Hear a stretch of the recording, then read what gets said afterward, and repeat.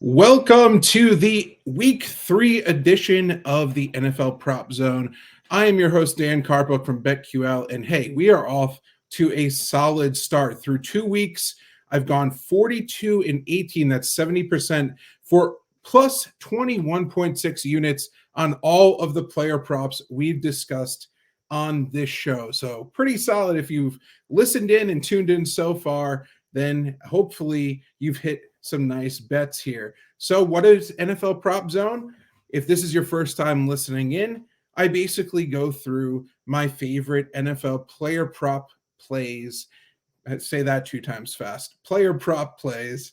And I kind of point out which ones are the most valuable right now, in my opinion. So as you'll see there on the right-hand side of the screen, I'm going to talk about DJ Moore, James Cook, Travis Etienne Jr., Nico Collins, Kenneth Walker, Jahmyr Gibbs, Justin Jefferson, and then finally reveal my long shot lock. That is the play that has long odds that I think is going to certainly hit this week. So without further ado, let's get right into this. DJ Moore, the Bears wide receiver at the Chiefs this week. The Bears are 12.5-point underdogs. The total is 48 right now.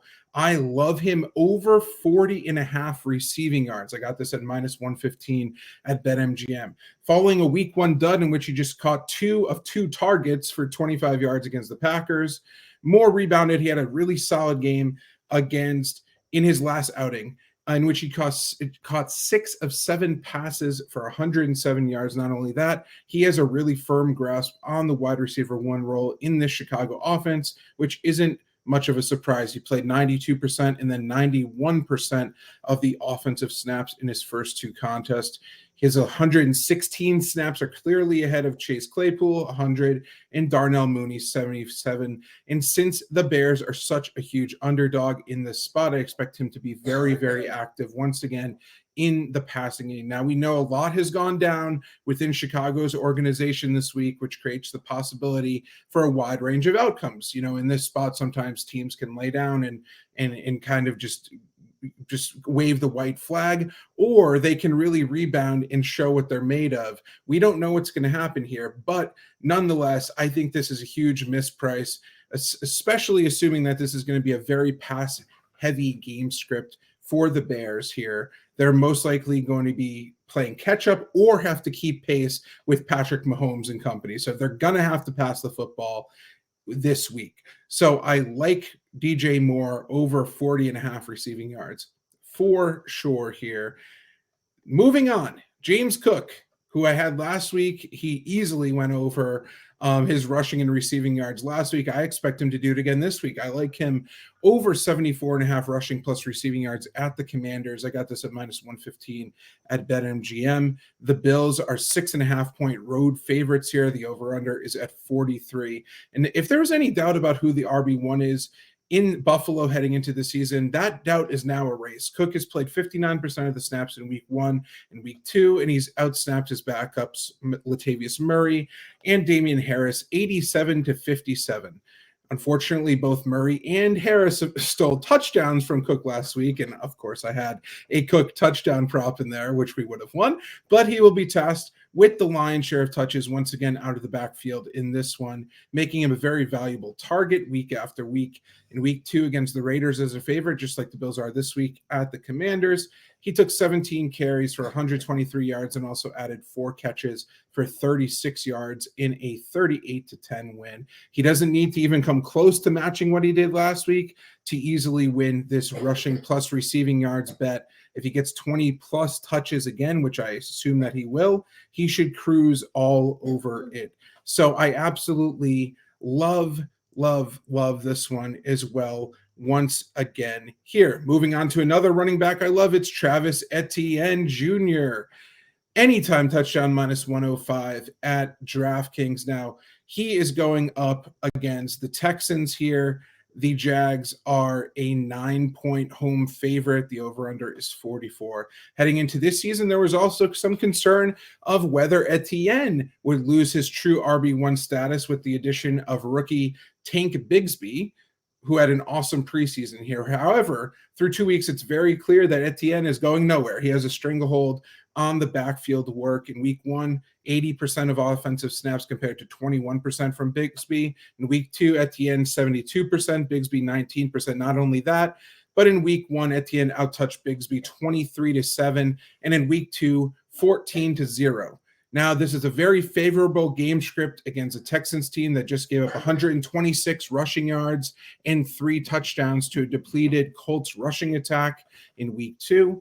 And I love Etienne's outlook this week and think he's going to find the end zone at least one time at minus 105. This is an awesome bet.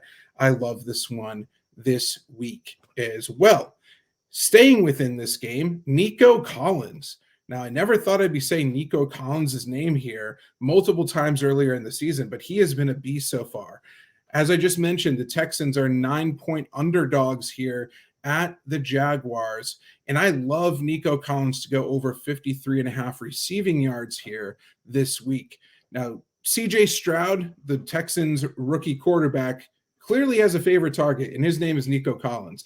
Collins caught 6 of 11 targets for 80 yards versus the Ravens in week 1. Followed that up 7 out of 9 targets for 146 yards and a touchdown against the Colts in week 2. Through those weeks, he's not only been targeted by 33% of Houston's passes to wide receivers, but he's also been targeted on 40.74% of Stroud's targeted air yards. That's 10th most in the NFL.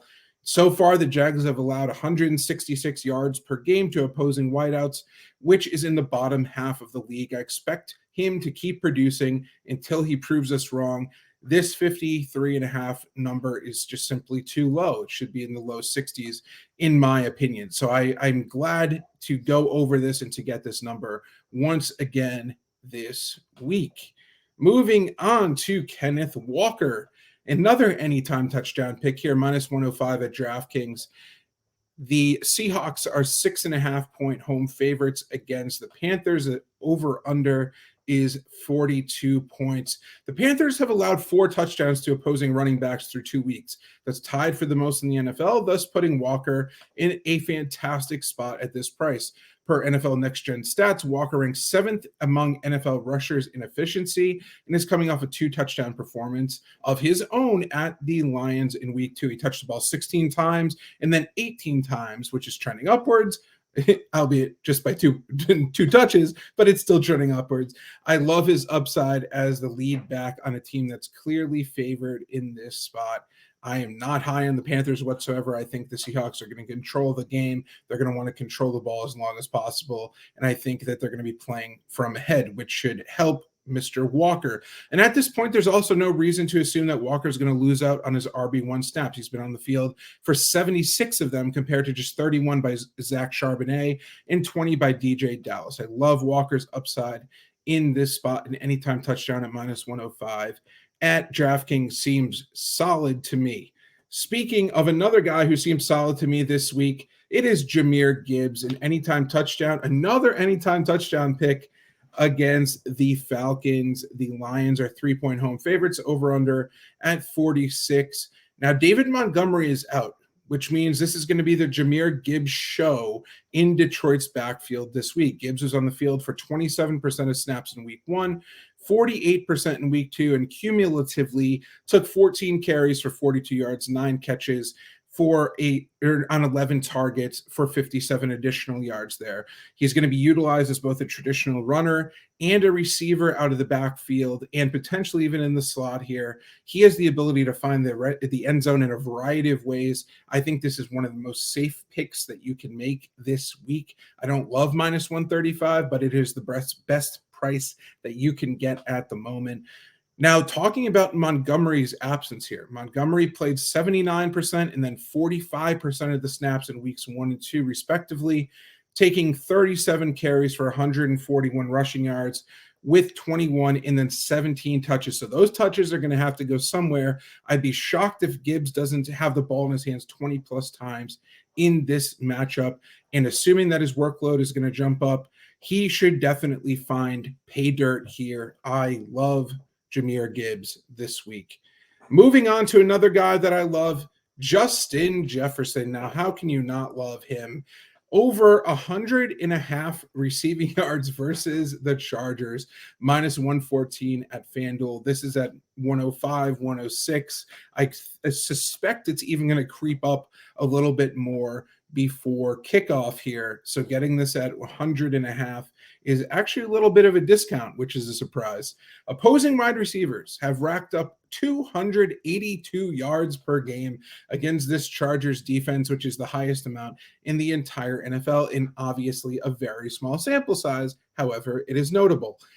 Somehow, 105 receiving yards is too low for Jefferson. He just racked up 150 yards on 9 catches on 12 targets in week 1 against the Buccaneers, and then 159 yards on 11 catches, 13 targets against the Eagles in week 2. This game has serious shootout potential.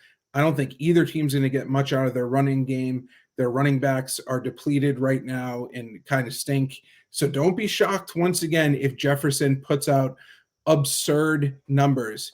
Through 2 games, he's been targeted on 25 of 48 passes thrown to Vikings wide receivers. So KJ Osborne and Jordan Addison are going to be involved a little bit, but it's really just going to be Jefferson who is the main target, which is not much of a surprise. He's going to continue to be matchup proof all season long just because of the way that he moves around. They can play him out of the slot. They get him in motion. They scheme to get him the football, which is obviously a very smart thing to do. And no one could defend him one-on-one. So don't be afraid to grab some of his alternate prop lines as well.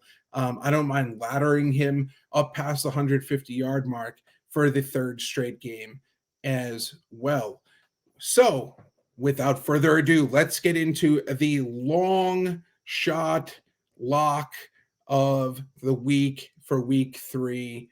We are going to go to, shockingly, Justin Jefferson, 150 plus alternate receiving yards. This is plus 360 at FanDuel. He just did it 2 weeks in a row. I think that this game is going to be an absolute shootout. Neither of these teams is going to be able to run the football, especially, we got to remember here, Austin Eckler is most likely going to be out for the Chargers. That means Justin Herbert's going to be throwing the ball a lot. Kirk Cousins is already thrown the ball a ton. They just got Cam Akers. He's probably not going to play this week, but Alexander Mattison has been an absolute train wreck in their backfield. So all of their offense is going to funnel through the passing game here, and specifically through Justin Jefferson. And you have to think also a little psychological game here. Justin Jefferson is behind Puka Nacua in terms of targets, in terms of catches. Yes, Justin Jefferson leads the league in receiving, but he has to know that Mr. Nacua there is ahead of him right now. This is a guy who's clearly on a mission to set some records this year, in all seriousness. And I think he's just going to continue to soar here. And I think it's going to be pretty soon, maybe as soon as next week, where we see his weekly receiving yardage at closer to 120 than to 100, which is going to be absolutely unheard of in the player prop market. So over 150 and 150 plus alternate receiving yards is my long shot lock of the week. Good luck, everybody, and be sure to head to BetQL.com or open up the BetQL app. Enter code PROPZONE, one word, PROPZONE, at checkout for 20% off any BetQL annual subscription. And be sure to do that. Interact with me on Twitter. Hit me up at Daniel Karpuc, DANIELKARPUC, all one word. And let's win some more bets this week. Let's see if we can improve on that 70% mark. Once again, we want to keep racking those units. We're at 21.6 units up right now through 2 weeks. We want to keep that climbing week over week. So good luck to everybody in week 3, and I'll be right back here for week 4.